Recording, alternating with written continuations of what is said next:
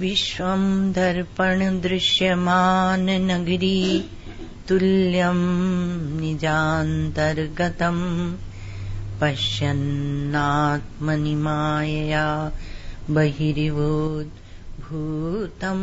यथा निद्रया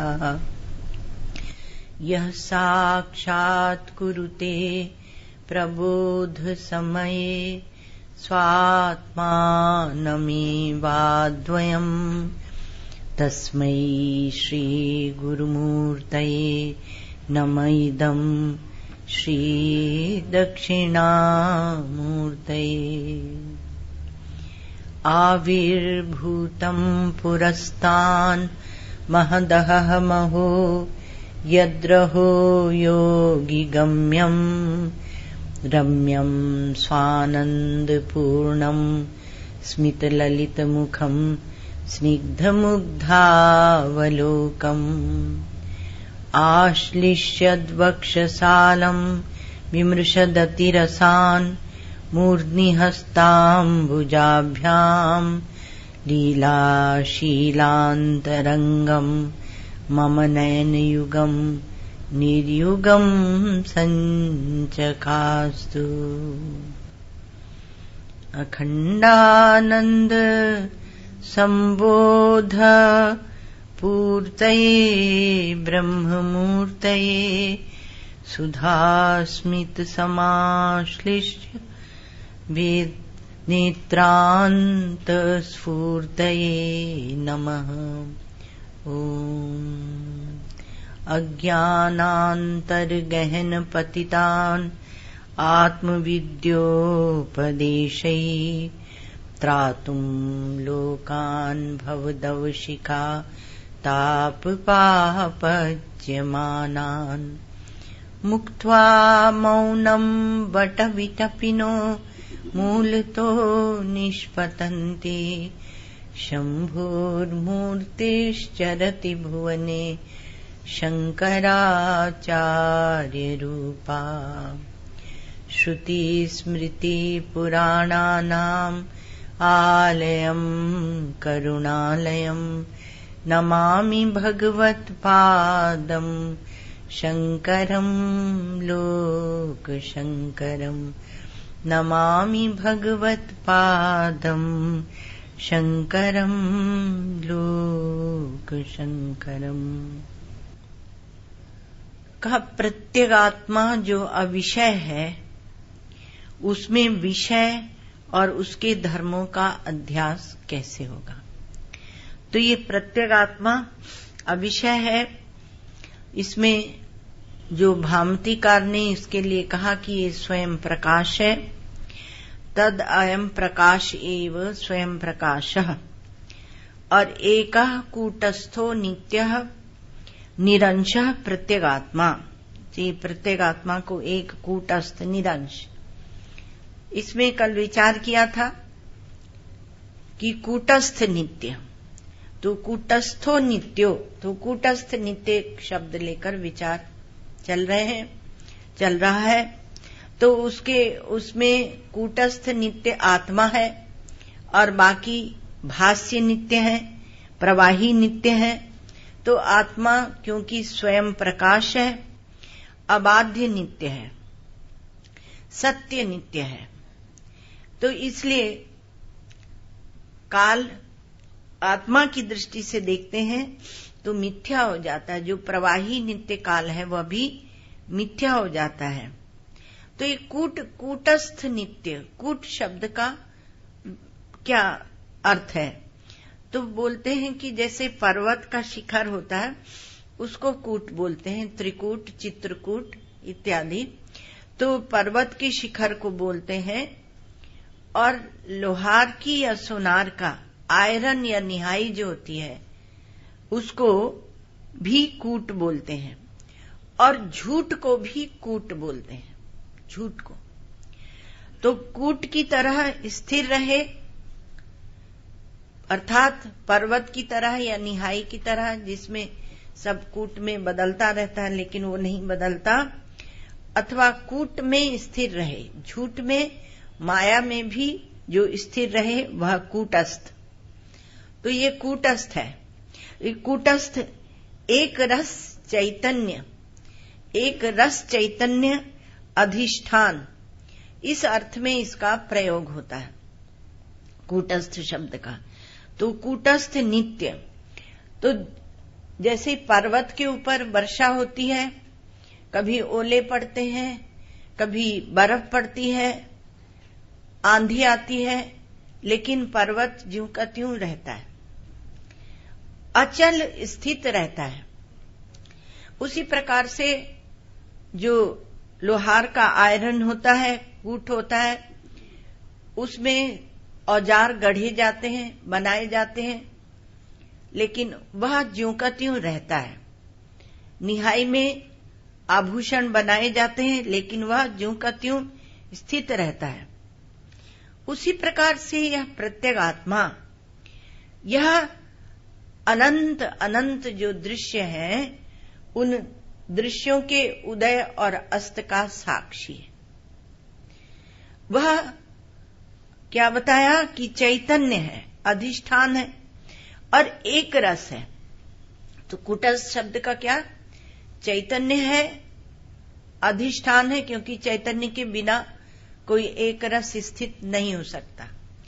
एक रस है, तो एक रस जो चैतन्य अधिष्ठान है, एक रस को अंग्रेजी में होमोजीनियस बोलते हैं, होमोजीनियस मास ऑफ कॉन्शियसनेस। तो कि वह अचल स्थित रहता है और उसमें दृश्य उदित होते हैं, अस्त होते हैं, वह ज्यों का त्यों स्थित रहता है।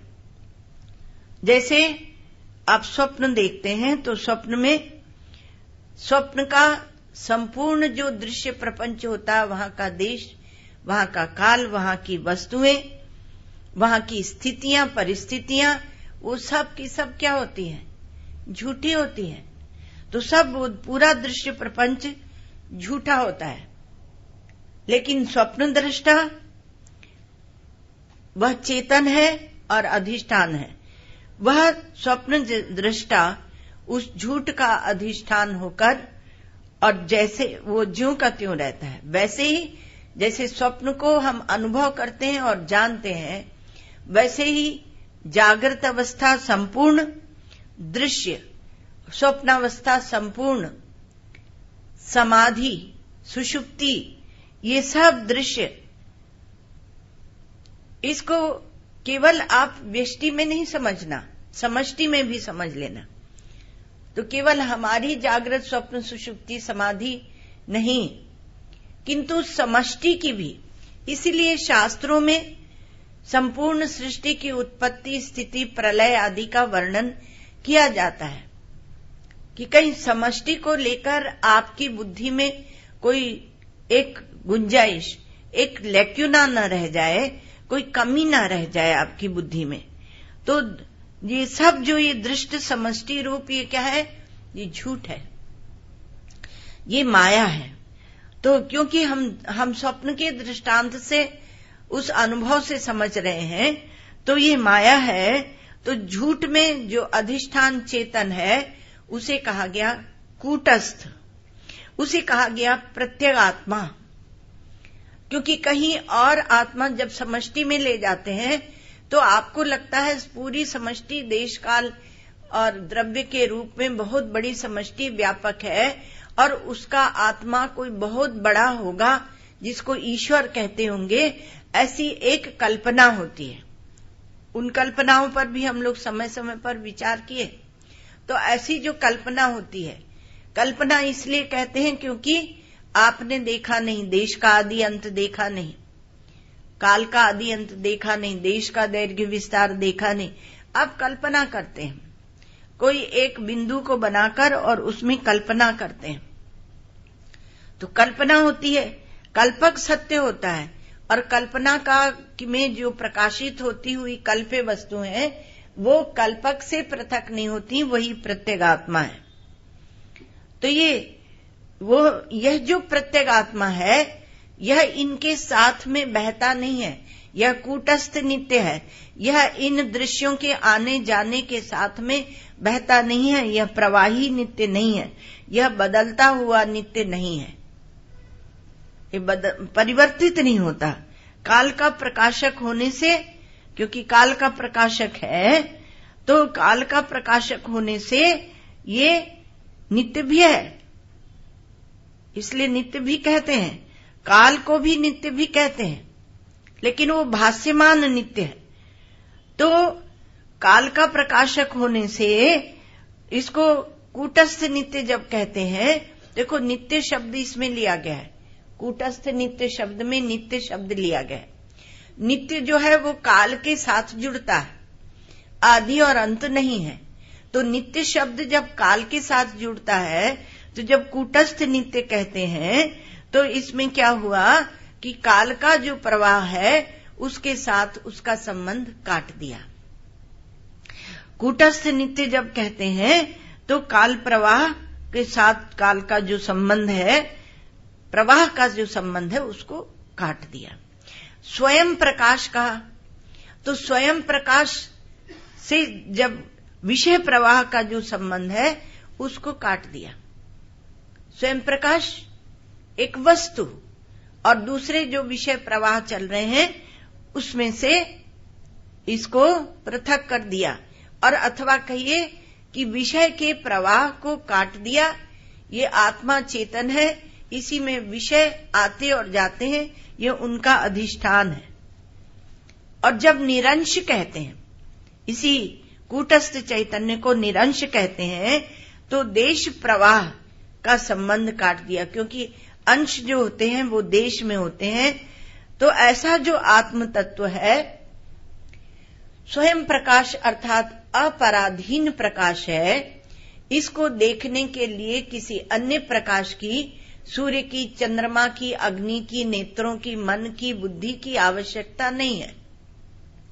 तो इसलिए अपराधीन प्रकाश है। तो ये अपराधीन प्रकाश है, निरंश है और अविषय है। ऐसा जो आत्म तत्व है, तो संवित देश का प्रकाशक होने से इसे निरंश कहा। संवित देश का प्रकाशक होने से माने इसमें अंश नहीं है। इसमें देश में जो अवयव बनते हैं, जो टुकड़े बनते हैं, वो इसमें नहीं है। तो देश का जो दैर्घ्य विस्तार है उसकी कल्पना इसमें नहीं है।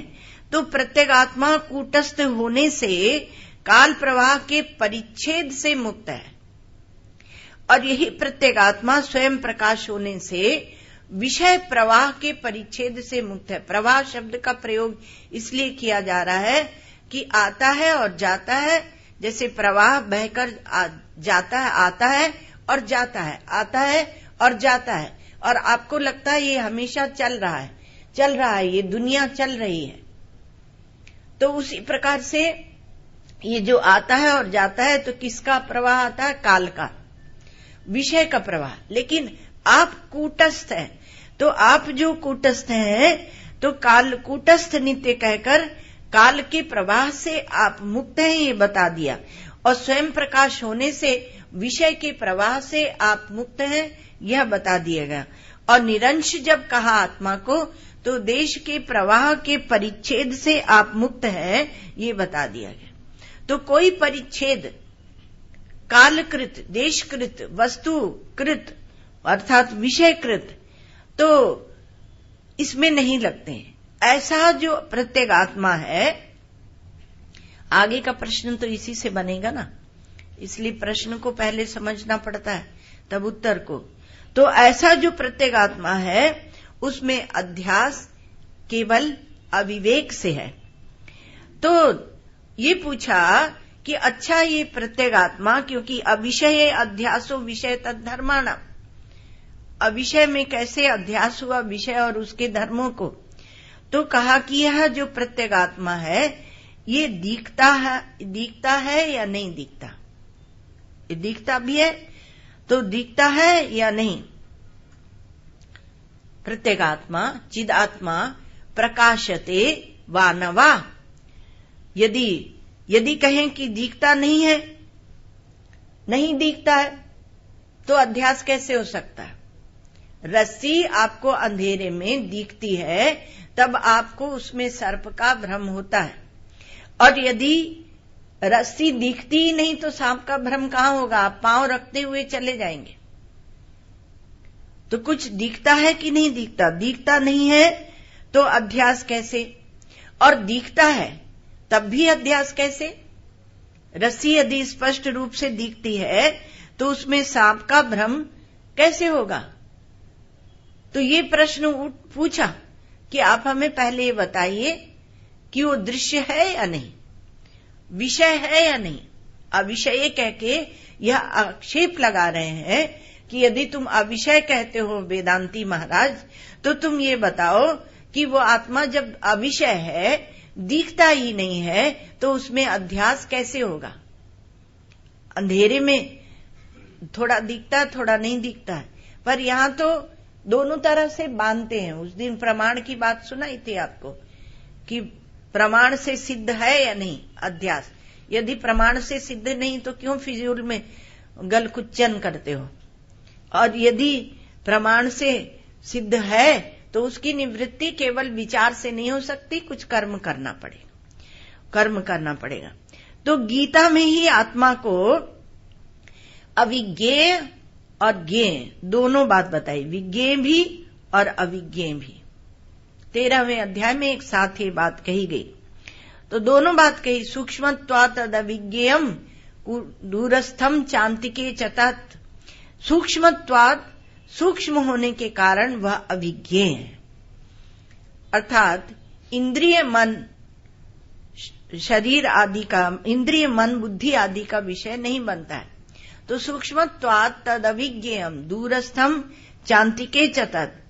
और वहीं आगे कहते हैं ज्ञानम ज्ञेयम ज्ञान गम्यम हृदय सर्वस्य विष्ठितम। वो ज्ञान है, ज्ञेय है और ज्ञान गम्य है और सबके हृदय में विराजमान है, ऐसा भी कहा। तो वह ज्ञेय धर्मा भी है और अविज्ञेय धर्मा भी है, दोनों बात बता दी। इसमें क्या होता है कि इस पर हम लोग विचार करते रहे, लेकिन पुनः पुनः विचार करने से थोड़ा स्पष्टता होती है। तो ज्ञेय धर्मा भी है और अविज्ञेय। तो कहा कि आत्मा में थोड़ा सा फिर उसी विचार को लेकर थोड़ा सा और इधर उधर स्पर्श करते, थोड़ा गहराई में सूक्ष्म में जाते हैं। तो आत्मा में कहा कि वो अगर ज्ञेय धर्मा भी है और अविज्ञेय धर्मा भी है, दोनों धर्म आप उसमें बताते हैं।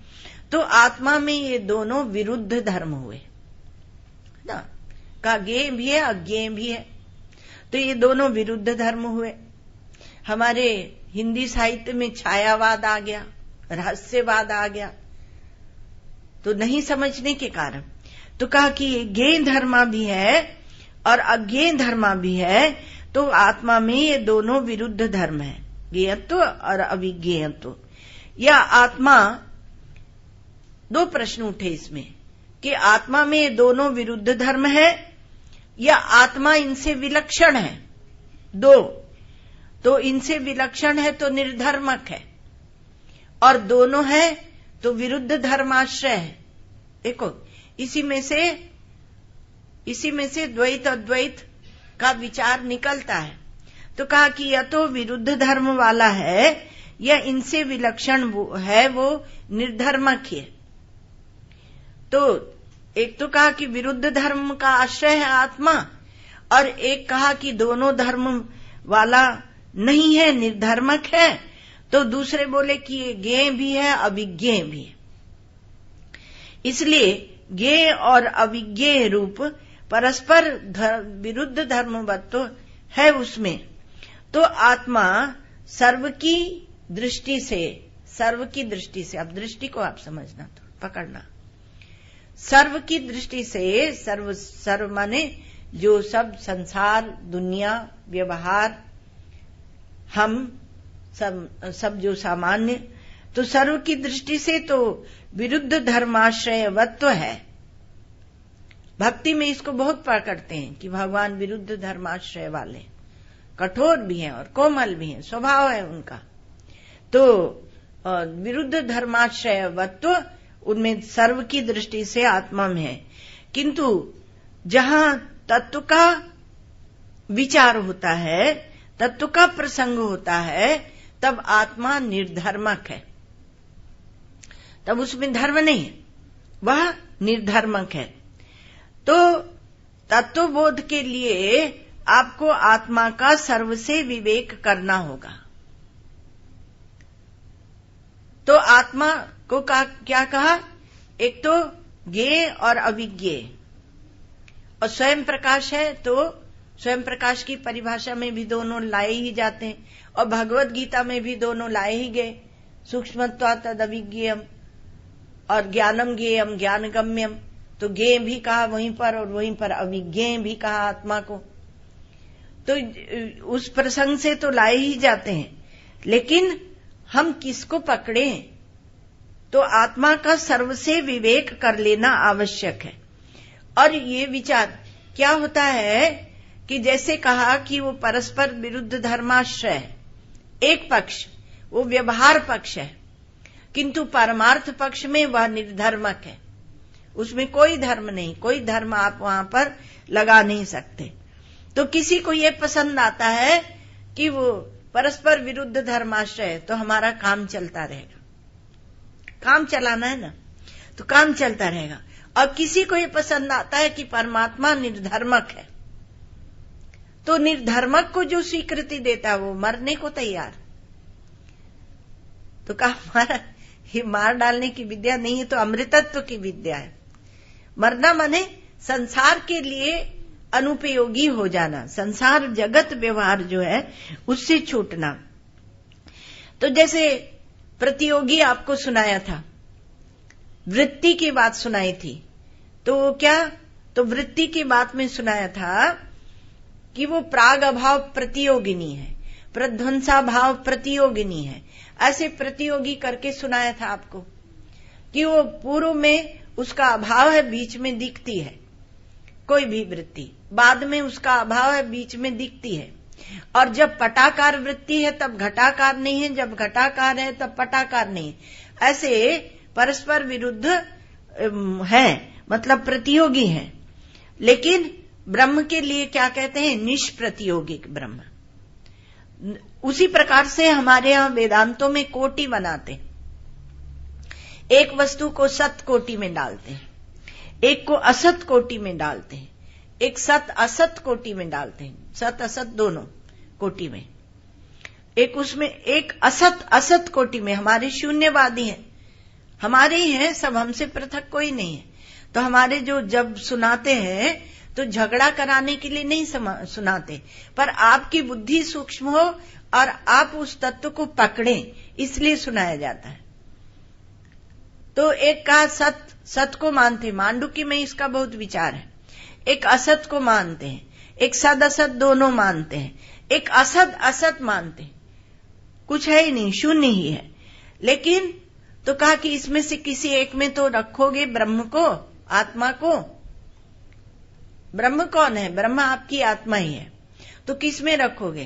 तो कहा ना हम सत में रखते, ना असत में रखते, ना सद असत में रखते, ना असद असत में रखते, हम तो चतुष्कोटि विनिर्मुक्त में रखते। ये 4 कोटियों से विनिर्मुक्त है वो आत्मा, जिसमें डरने की कोई बात नहीं है, क्योंकि डरना तो उससे होता है जब कोई दूसरा होता है। जो आपकी आत्मा है उससे डर होने का बिल्कुल कोई काम ही नहीं है। और ये बात जो ब्रह्म के बारे में है, इसको जान के आप मौज लें। ऐसा अद्भुत निरूपण है। और क्योंकि आश्चर्यो वक्ता कुशलो से लब्धा, आश्चर्यो ज्ञाता कुशलानुशिष्टा, बहुत कुशल और चतुर इसका वक्ता होना चाहिए, और सुनने वाला श्रोता भी आश्चर्यवत इसको देखता है। तो अज्ञान और ज्ञान दोनों की हेतुता इसमें है, आत्मा में है, अज्ञान और ज्ञान की। तो इसलिए ये दिखता भी है और नहीं भी दिखता।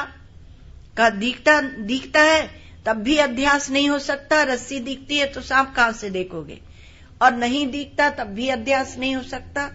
तो कहा कि ज्ञान और ज्ञान दोनों की हेतुता है, क्योंकि ये दिखता भी है और नहीं दिखता है।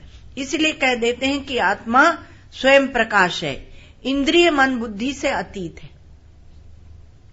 तो इंद्रिय देह भी ले लिया जाता है, तो इंद्रिय मन बुद्धि से अतीत है, इसलिए अवेद्य है। अवेद्यत्वे सति अपरोक्षत्व, अवेद्य है और साथ ही अवेद्य होते हुए भी साक्षात अपरोक्ष है ये आत्मा। तो इंद्रिय आदि जो दृश्य रूप है, तो दृश्य रूप वह उनका दृश्य नहीं होकर सदा अपरोक्ष रहता है, ये स्वयं प्रकाशता है। तो स्वप्न में आप देखते हैं, स्वप्न में दोस्त भी दिखते हैं, दुश्मन भी दिखते हैं, उस समय दिखते हैं तो उस समय वो है। सुख भी दिखता है, दुख भी बना लेते हैं और जागने पर वो नहीं है। इसका अर्थ ये हुआ कि हमारी स्वयं प्रकाश आत्मा में यह सामर्थ्य सन्निहित है कि वह दृश्य को बना लेता है। यही उसकी माया शक्ति या मनः शक्ति है। व्यष्टि में मनः कह देते हैं, समष्टि में माया कहते हैं। तो उसकी वो शक्ति है जिससे वो बना लेता है, ये सामर्थ्य है। और वो नरक लोक का स्वप्न में भी बना सकता है। स्वप्न में आप देख सकते हैं कि नरक गए, रिजर्वेशन कराया है तो क्योंकि अब तो धर्म की बात तो मानते नहीं, क्योंकि महाराज वेदांत पढ़ लिया ना। आक्षेप वेदांत पर लगा देते, आक्षेप अपनी वासना पर नहीं लगाते। वेदांत का भी सदुपयोग अपनी वासना को पुष्ट करने में कर लेते हैं, ये बात है। तो कहा कि आप स्वप्न में भी नरक लोक का निर्माण कर लेते हैं और स्वर्ग लोक का भी निर्माण कर लेते हैं। और ये आत्मा ये कभी परोक्ष नहीं होता, ये सदा अपरोक्ष होता है।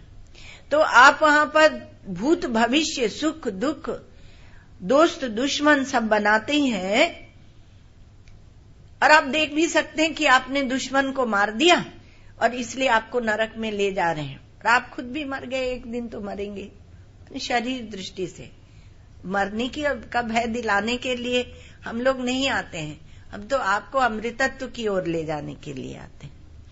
तो नहीं तो क्यों अपना हिमालय का आनंद का विचार छोड़ के वहां से क्यों आए। तो ठीक है, तो कहा कि कभी परोक्ष नहीं होता, वो सदा अपरोक्ष है ये आत्मा। तो भूत और भविष्य देखो, इसको समझना, मतलब सदा अपरोक्ष है, अर्थात ये नहीं कि आपने उसको भूत में छोड़कर आ गए या भविष्य में आप जाएंगे और आत्मा को यहां रख जाएंगे।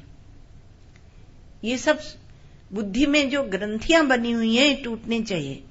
तो भूत भविष्य और लोक लोकांतर गमन नहीं है, वो केवल कल्पित है। वह आपका मन उसे बना लेता है। वो माया से जैसे आप स्वप्न लोक बनाते हैं उसी प्रकार से ये सब आप बना लेते हैं। वो नहीं है, वो केवल आप बना लेते हैं, जो आप सदा अपरोक्ष हैं। और ये आत्मा सदा विभात है, इसमें न भूत है, न भविष्य है, न लोक है, न लोकांतर है, न सुख है, न दुख है, न शत्रु है, न मित्र है। तो ये जो का त्यों स्वयं प्रकाश माने प्रकाशित होता रहता है। और इसको जान लेना ही सबसे बड़ा पुण्य है, क्योंकि सारे भ्रम मिट जाएंगे, सारी गतियां वो बाधित हो जाएंगी, जितनी गतियां हैं। तो क्या कभी ऐसा हो सकता है कि मैं यहां रह जाऊं और मेरी आत्मा चली जाए स्वर्ग या नरक? ऐसा हो सकता है क्या कि हम यहां रह जाएं? क्या हो सकता है? हम तो यहां भूत बनकर डोलें और आत्मा चली जाए, स्वर्ग जाए नरक जाए। तो ऐसा आत्मा स्वर्ग नरक चली जाए, ऐसा हो सकता है? अथवा आत्मा को हम उठा के, अपनी आत्मा को उठा के अपने प्रिया में या अपने प्रियतम में या प्रेसी में रख दें। आत्मा सदा अपरोक्ष है, आप उसकी महिमा को समझिए कि उसमें हम रख दें और हम कहीं और रहे आए। अथवा आजकल तो प्रिया प्रियतम प्रेसी ये शब्द भी चले गए। अब उनकी क्या व्याख्या करना है, श्री महाराज जी के समय के। अब तो आत्मा को उठा के पैसे में, अब तो जड़ता इतनी आ गई, हर चीज को पैसे से तौला जाता है। हर चीज को, किसी ने कोई चीज दी तो उसकी कीमत देखी जाएगी, उसका प्रेम नहीं देखा जाएगा। वो प्रेम अब हम देखना भूल गए, क्योंकि प्रेम तो भी आत्मधर्म है, लेकिन पैसा कौन सा धर्म है। तो जो सरल सहज निश्चल जीवन था वो चला गया। तो पैसे में तो आप आत्मा को कहीं भी कभी भी किसी में नहीं रख सकते कि हम वहां रख देंगे, वहां नहीं रख सकते। तो झूठा ही भ्रम होता रहता है। तो झूठा ही भ्रम होता है कि हम किसी व्यक्ति के बिना नहीं रह सकते, कि किसी वस्तु के बिना नहीं रह सकते, परिस्थिति के बिना हम नहीं रह सकते। ये सब झूठा एक भ्रम होता रहता है, क्योंकि आत्मा कभी परोक्ष नहीं है। आपके धर्मों की वेदांत स्थापना भी करता है, उसका निषेध भी करता है। जब निषेध करता है तो घबराइएगा नहीं। जैसे धर्म को जब लाते हैं तो धर्म के पालन में आपकी कोई रुचि नहीं। कल हम लोग कहीं देख रहे थे तो वहां कह रहे थे कि धर्म में तो बड़ी झंझट है। बातचीत चल रही थी एक साधु की और एक सज्जन की। तो बातचीत में बोल रहे धर्म में तो बड़ी झंझट है कि हाथ ऐसे रखो और पानी का लोटा यहां रखो, ये ऐसे रखो।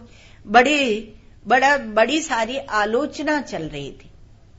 उत्तर देने वाले कह रहे थे कि हाँ, इसलिए तात्पर्य समझ लेना चाहिए। तात्पर्य समझना अच्छी बात है, लेकिन जीवन व्यवहार की सावधानी है कर्मकांड। तो कर्मकांड का आरोप भी करते हैं, लेकिन आत्मा जो सदा अपरोक्ष है, जब वहां पहुंचते तब सबका निषेध भी होता है। और इसलिए आप कभी कहीं किसी में वस्तु परिस्थिति में आप बंधते नहीं हैं। जो धर्म की भूमिका क्यों बनाई कि जो पतिव्रता होती है वह भी पति के ना रहने के बाद भी जीवित रहती है कि नहीं। ये एक कठोर सत्य है। पति के बिना भी वो जीवित रहती है। जो वात्सल्यमयी जननी है वो अपनी पुत्र के बिना भी रहती है। ये सब कठोर सत्य है। माता पिता का भक्त जो होता है उसके बिना नहीं रह सकता, वह भी जीवित रहता है।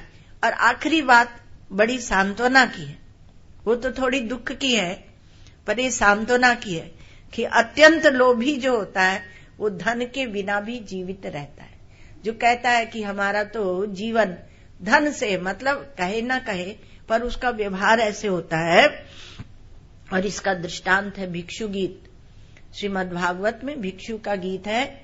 बहुत कंजूस था, अपने घर के लोगों को भी सुख नहीं देता था, पैसे में ही उसकी रुचि थी, दिन रात उसी कमाने में लगा रहता।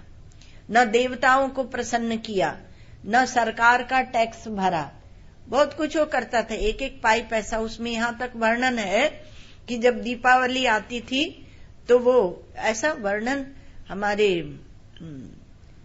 हमारे महाराष्ट्र के संत हैं एकनाथ जी महाराज, उन्होंने वो भिक्षु गीता का जो एकनाथी भागवत है तो उसका वर्णन किया। तो उसमें लिखा कि जब दीपावली आती थी तो सड़े सड़े कील बतासे कहीं से ढूंढ के लाता था पूरे बाजार में से, कि जिसमें पैसा कम खर्च हो। इतना कंजूस था, महाकंजूस। वो ब्राह्मण कंजूस ब्राह्मण था। और फिर एक दिन ऐसा हुआ कि सभी रुष्ट हो गए। परिवार के रुष्ट तो थे ही, क्योंकि ठीक से खाने पीने नहीं देता था। पैसा मुट्ठी में बांध के, पैसा मुट्ठी में, कृपण। तो एक दिन उसका सब कुछ चला गया। सरकार ने ले लिया, चोरों ने ले लिया, अड़ोसी पड़ोसी ने ले लिया, ऐसे करके ले लिया। तो वो उसके पास कुछ नहीं रह गया और घर परिवार जो था वो भी छोड़कर चले। और लोग उसकी हंसी बनाते हैं, कोई उसको पत्थर मारते, कोई पीटते हैं, कोई उसको रोटी भी नहीं देता, कोई उसके ऊपर थूकते हैं। लेकिन उस समय उसके अंदर एक विचार का, क्योंकि पूरे समय उसका चिंतन जो था वो धन का, जड़ का चिंतन था। और उससे मुक्त होते ही उसके अंदर चिंतन की धारा खुल गई। बड़ा सुंदर है। तब उसका गीत जो है वो भिक्षु गीत है। तो अत्यंत लोभी भी धन के बिना जीवित रह सकता है। वो भिक्षु जीवित रहा और बहुत बढ़िया जीवित रहा, उसको जीवन मुक्ति की प्राप्ति हुई। इतना उसने चिंतन किया। तो अपनी प्रियता जो है वह अपरोक्ष है, वो परोक्ष नहीं। उसको हम प्रत्यक्ष या परोक्ष बनाना चाहते हैं। उसमें आत्मनस्तु श्रुति ने कहा, ये अनुवादक श्रुति है, सिद्धांत नहीं है, पर आप चाहें तो इसमें सिद्धांत निकाल सकते हैं। तो कहा आत्मनस्तु कामाय सर्वम प्रियम भवति, आत्मा के लिए सब कुछ प्रिय होता है। एक बार श्री महाराज जी वृंदावन में कथा कर रहे थे, पुराने समय की बात है, और परम पूज्य श्री उड़िया बाबा जी महाराज सुन रहे थे। तो महाराज जी ने कहा कि तत्सुखे सुखित्वम, भक्ति की चर्चा थी। तो कहा कि उनके सुख से सुखी होते हैं। तो महाराज जी ने वो तत्सुखे सुखित्वम, तो बाबा ने कहा, महाराज जी ने कहा कि जो भक्त होता है वह ऐसे सोचता है कि हम भगवान के लिए कोई व्यंजन बन जाए और भगवान हमको आरोग्य ले, हम भगवान की सेवा की कोई वस्तु बन जाए और भगवान की उसके द्वारा सेवा हो जाए। तो ऐसे भगवान को सुख देकर वह सुखी होता है। तो उसका अपना कोई सुख नहीं होता, वो सुख देकर सुखी होता है, क्योंकि वो उसके परम प्रेमास्पद है, प्रियतम है, इसलिए भगवान को सुख देकर वो सुखी होता है। श्री उड़िया बाबा जी महाराज समाधि लगा के सुनते थे, वहां कुछ नहीं कहे।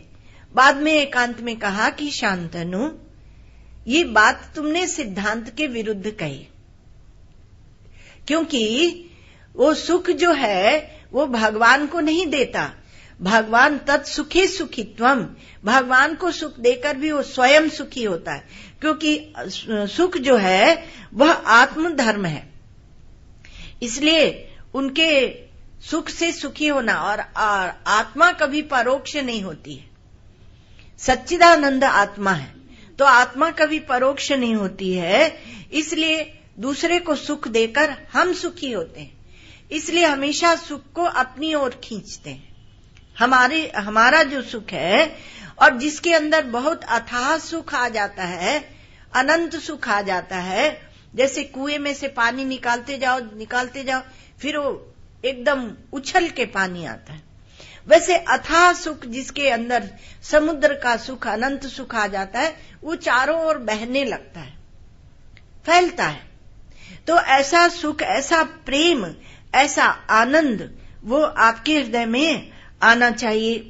तो हम आत्मा के वेद्यत्व अर्थात जाने जाने वाले अंश के संबंध को लेकर विचार कर रहे हैं। तो उससे क्या होता है कि अविद्या हमारे अंदर फुरने लगती। और जब स्वयं प्रकाशता का विचार करते हैं, साक्षात अपरोक्ष है आत्मा, इसका विचार करते हैं, तो हमारी वृत्ति में विद्या फुरने लगती है। ये आप सुन चुके हैं।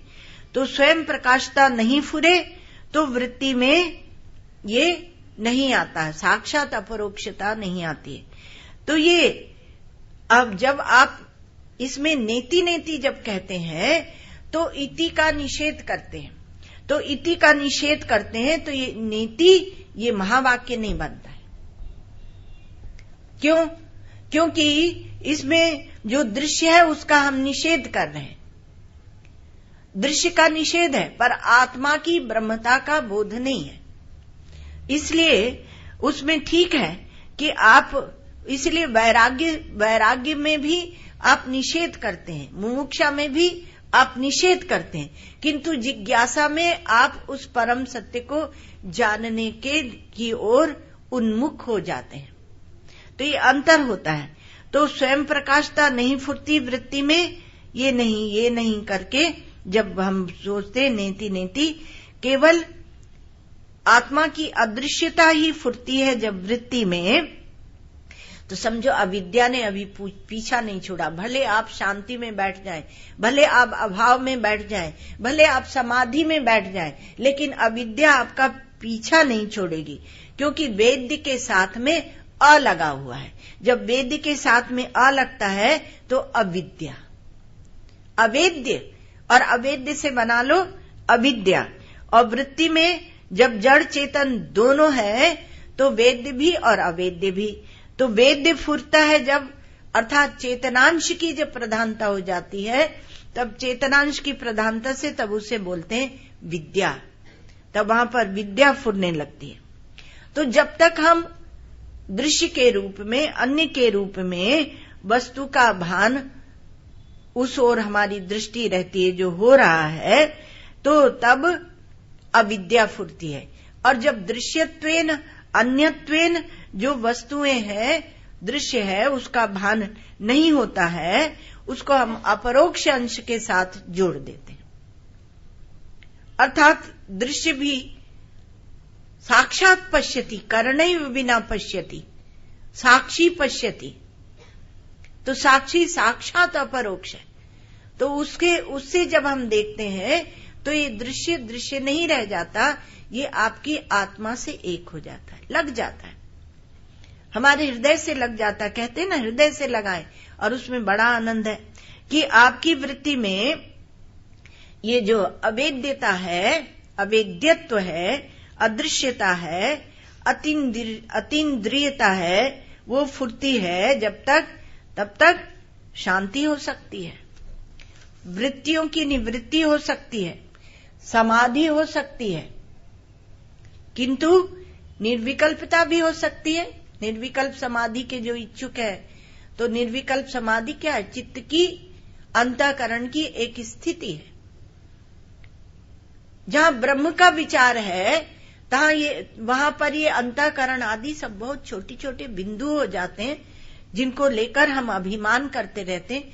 वो अभिमान भी दिखता नहीं है, सबई मानप्रद आप अमानी, दिखता नहीं। कोई अभिमान करता है तो दिखता है कि बहुत छोटी वस्तु का अभिमान कर रहा है, और अपना अभिमान भी दिखता है। ये नहीं कि दूसरे का ही दिखता है, अपना भी दिखता है। और अपना अभिमान जब दिखता है तब दिखता है कि ये बहुत छोटा सा अभिमान है। तो ऐसा सब फुरफुराता है। अविद्या पर पीछा नहीं छोड़ती जब तक अज्ञान की निवृत्ति नहीं होती। आत्मा का अज्ञान बना रहेगा तो अविद्या की निवृत्ति नहीं होगी। जब व्यवहार, अविद्या और अज्ञान एक ही है। जब आप व्यवहार में होंगे, यहां सुनेंगे तो आपको बहुत अच्छा लगेगा, लेकिन महाराज जब व्यवहार में जाएंगे तो क्योंकि अविद्या की निवृत्ति नहीं हुई, शांति मिली, वृत्ति सूक्ष्म हुई, निर्विकल्प हुई, किंतु निर्विकल्पता की बड़ी भारी शांति है, समाधान की स्थिति है, किंतु व्यवहार में पहुंचेंगे तो अविद्या दौड़ी दौड़ी दौड़ी दौड़ी आ जाएगी और आपके पास आके, भाग के आके आपके साथ लग जाएगी। और अपरोक्षत्व अंश जो विद्या का स्फुरण नहीं होगा, वहां पर पुनः अज्ञान लग जाएगा। तो ज्ञान का प्रादुर्भाव और अज्ञान की निवृत्ति ये होनी चाहिए। अपरोक्षता जो सदा अपरोक्ष आत्म तत्व है उसको जानना चाहिए। तो प्रत्येक आत्मा स्वयं ज्ञान और अज्ञान में अंतर हेतु बनता है। प्रत्येक आत्मा, आपका आत्मा स्वयं बनता है। तो जब उसका स्वयं प्रकाश अंश, आपको स्वयं प्रकाशता को आप समझ जाएंगे तो ये जितना अविद्या का फैलाव है, देश काल वस्तु, इनके समूह, इनके विकार, इनके भेद, इनके अवान्तर भेद, ये सब इनसे विलक्षण जो देश काल वस्तु रूप का बाधित दृश्य जहां बाधित हो जाता है, उसको आप जान जाएंगे। तो देश काल वस्तु रूप जो दृश्य है वो रहे, लेकिन वो बाधित रहे। स्वयं प्रकाश को विद्या की भी जरूरत नहीं है। स्वयं प्रकाश स्वयं अपना आत्मा है, साक्षात अपरोक्ष है। उसको कहा कि नहीं, अगर किसी को ऐसे ही ज्ञान हो जाता है, गुरु की कृपा से, शास्त्र की कृपा से, ईश्वर कृपा से और उसकी अपनी आत्म कृपा से ज्ञान हो जाता है, तब आपको क्या लगता है? आपको लगता है कि नहीं, ये तो वेदांत की कक्षा में गए ही नहीं, तो तो इन्हें ज्ञान कैसा हो गया? हम तो इतने सालों से जाते थे प्रेमपुरी, और इन्हें कैसे हो गया? तो कहा जो स्वयं प्रकाश ज्ञान है। इसीलिए हमारे यहाँ शास्त्रों में इस बात को समझाने के लिए पशु पक्षियों को भी ज्ञान होते बताया गया। एक बार गंगा के किनारे कुछ महात्मा विराजमान थे और अच्युत मुनि जी महाराज विराजते थे भृगु क्षेत्र, तो वहीं कुछ और 4-5 महात्मा थे। तो चर्चा चली कि अज्ञानी के क्या लक्षण होते हैं, ज्ञानी के क्या लक्षण होते हैं। तो कोई कुछ कहे, कोई कुछ कहे। अच्युत मुनि जी महाराज ने कहा हम बताते हैं। जो ये सोचता है कि जो ज्ञान सतयुग में था वो कलयुग में नहीं हो सकता, जो व्यास, वशिष्ठ, याज्ञवल्क्य आदि को ज्ञान हुआ वह अब किसी को नहीं हो सकता। जो ये समझे कि जो ज्ञान गंगा के किनारे होता है वो बंबई में बैठकर नहीं हो सकता, वो अज्ञानी, क्योंकि उसने ज्ञान को देश में, काल में, व्यक्ति में बांध दिया। और जो ये समझता है कि ज्ञान किसी को भी हो सकता है, कहीं भी हो सकता है, कभी भी हो सकता है, वह ज्ञानी। और इसीलिए हमारे शास्त्रों में आप देखिएगा काकभूषुंडी ज्ञान का उपदेश देते हैं। शुकदेव माने तोता, तीतर, तैत्तिरीय उपनिषद, श्वेताश्वतर, श्वेत खच्चर, अश्वतर माने अश्व से छोटा तो क्या होता है? खच्चर। ये सब ज्ञान का उपदेश देते हैं। अर्थात इस आकृति का भेद मत करना, वर्ण का भेद मत करना, जाति का भेद मत करना, देश का भेद मत करना, काल का भेद मत करना। कहीं भी किसी को भी ज्ञान हो सकता है। तो स्वयं प्रकाश जो है वो स्वयं प्रकाश में ये सब भेद नहीं बनते हैं। तो देश काल वस्तु, इनके समूह, इनके विकार, इनके अवान्तर भेद, इनसे विलक्षण तो देश काल वस्तु रूप दृश्य वहां उसमें तब बाधित हो जाते हैं। तो स्वयं प्रकाश को विद्या की भी जरूरत नहीं। तो हमेशा वृत्ति में, दूसरी बात, हमेशा वृत्ति में ज्ञान फुरे ही फुरे, यह भी आवश्यक नहीं, जरूरत नहीं। क्योंकि स्वयं प्रकाश का वृत्ति के साथ संबंध का आग्रह रखना कि स्वयं प्रकाश वृत्ति से जुड़ा ही रहे, ये भी अविद्या है। कि वृत्ति में फुरे। हमारे श्री महाराज जी जब अस्वस्थ रहते थे, कभी कोई प्रश्न पूछते थे तो बोलते थे, सुनो आज हम उत्तर नहीं देंगे, हमारी शून्य समाधि है। अरे वृत्ति में ज्ञान फुरे, तब हम उसको वाणी में लाएं, तब आपको समझाएं। ये कोई आवश्यक नहीं है, ये कोई जरूरी नहीं। तो संबंध बना ही रहे वृत्ति के साथ उस ज्ञान का, स्वयं प्रकाश का, ये आग्रह, ये भी अविद्या है। क्योंकि तब हम वृत्ति को महत्व दे रहे हैं। वृत्ति में दोनों होते हैं, ज्ञान का अंश भी होता है और अज्ञान का अंश भी होता है। बुद्धि वृत्ति है और बुद्धि अविद्या का कार्य है, इसलिए बुद्धि वृत्ति है, इसलिए उसमें जड़ांश है, अज्ञानांश है। और उसमें चेतन आरूढ़ होता है, इसलिए उसमें ज्ञानांश है। तो अविद्यांश में वो अविज्ञेय है और अपरोक्ष अंश में दिखता भी है। तो ज्ञेयम ज्ञान गम्यम, भगवान ने क्या, ज्ञानम ज्ञेयम ज्ञान गम्यम। तो अविज्ञेय और अपरोक्ष, तो ये दोनों बातें इसमें है, इसलिए इसी में अध्यास का हेतु है। इसलिए नैसर्गिको अयम लोक व्यवहार, भाष्यकार भगवान पहले कह आए हैं, नैसर्गिक है यह अध्यास और नैसर्गिक है यह लोक व्यवहार। तो क्या ज्ञाता ज्ञात रूप इसका स्वरूप है, ये ज्ञात भी है और अज्ञात नहीं है, इसलिए अध्यास है। और पूरी तरह से अज्ञात भी नहीं है, इसलिए अविद्या की निवृत्ति संभव है और किसी को भी ज्ञान हो सकता है, उसको बांधो मत। तो कल्पित एक संयोग है। तो प्रत्येक आत्मा एक है, कूटस्थ है, नित्य है, निरंश है। उसी में अनिर्वचनीय देह, इंद्रिय, बुद्धि आदि जो अनात्म पदार्थ हैं वो प्रतीत होते हैं। और ये जो प्रतीयमान है देह, इंद्रिय, मन, बुद्धि आदि, इसके साथ हम आत्मा को मिला देते हैं। तो प्रतीयमान के मिश्रण से ये अध्यास की उत्पत्ति हो जाती है। तो इस प्रतीति को तो क्या करें महाराज, इस प्रतीति को मिटा दें। जैसे आकाश में नीलिमा दिखती है, हम सब लोग प्रयास करेंगे। क्या करेंगे, कहा कि उसमें बैठ बैठ के जाएंगे हवाई जहाज में और बाल्टियों बाल्टी पानी लेके धो डालेंगे। तो कहेंगे नहीं भाई ऐसा मत करो, कोई कहेगा बुद्धिमान जो साइंस पढ़ा है।